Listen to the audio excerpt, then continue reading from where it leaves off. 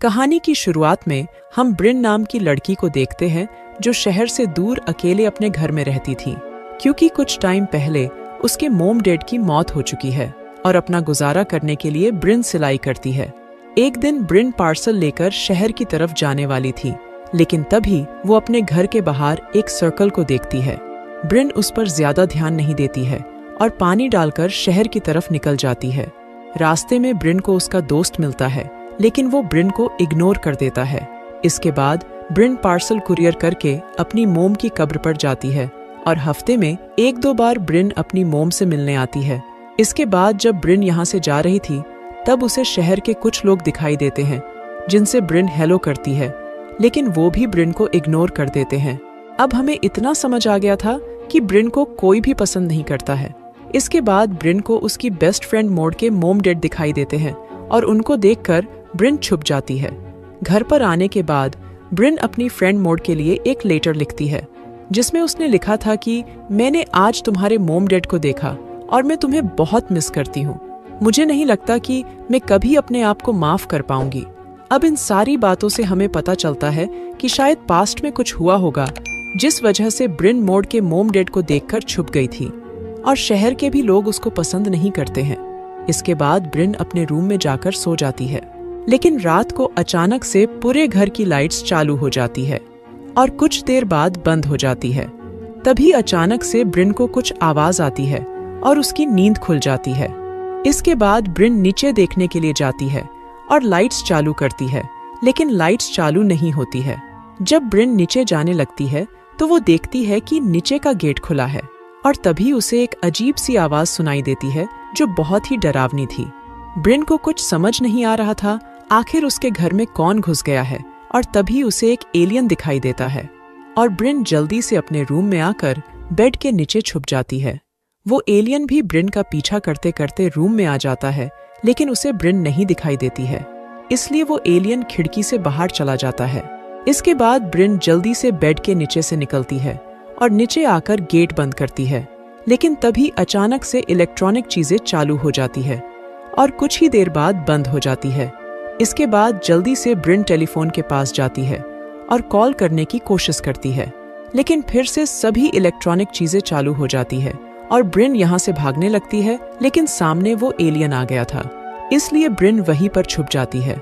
कुछ देर बाद जब वो एलियन ब्रिन के पास आता है तो ब्रिन उसे धक्का देकर यहाँ से भागने की कोशिश करती है, लेकिन एक गेट उड़कर ब्रिन से टकरा जाता है, जिससे ब्रिन नीचे गिर जाती है।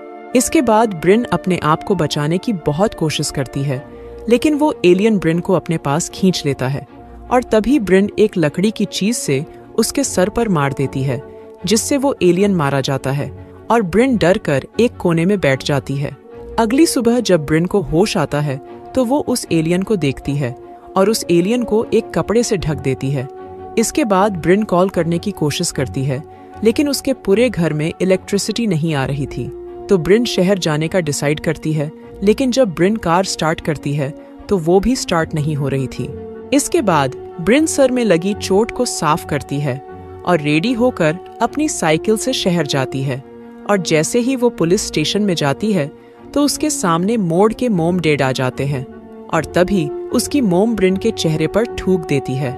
शायद ब्रिन ने मोड के साथ कुछ गलत किया होगा, जिस वजह से उसके मॉम डैड ब्रिन से नाराज है। इसके बाद ब्रिन मदद मांगे बिना ही यहाँ से चली जाती है और बस टिकट लेकर एक बस में बैठ जाती है।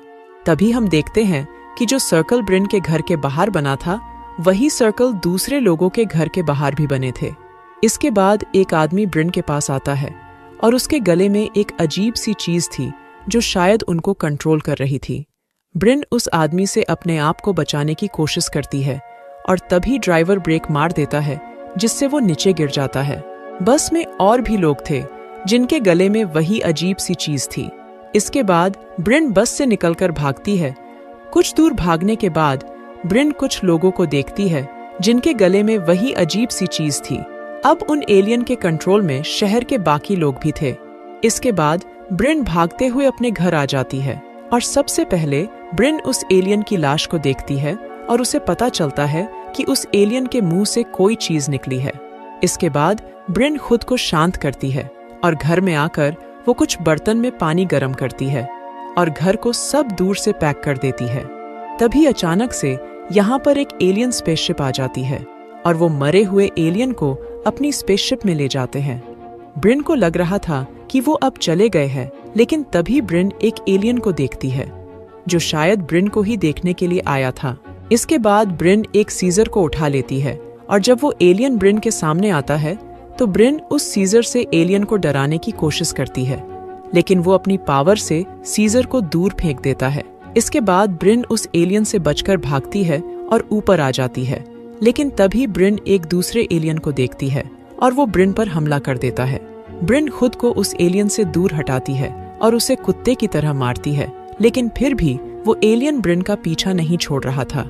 इसके बाद ब्रिन एक लकड़ी के डंडे को उस एलियन में घुसा देती है और उसे मार देती है।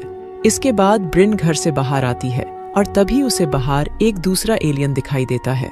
ब्रिन उस एलियन से बचकर भागने वाली थी, लेकिन एक आदमी ब्रिन को पकड़ लेता है और उस एलियन के पास लेकर जाता है। इसके बाद स्पेसशिप से एक लाइट निकलती है और तभी ब्रिन उस आदमी को लात मारकर दूर हटा देती है, जिससे वो आदमी उस स्पेसशिप की लाइट में आ जाता है और ऊपर जाने लगता है।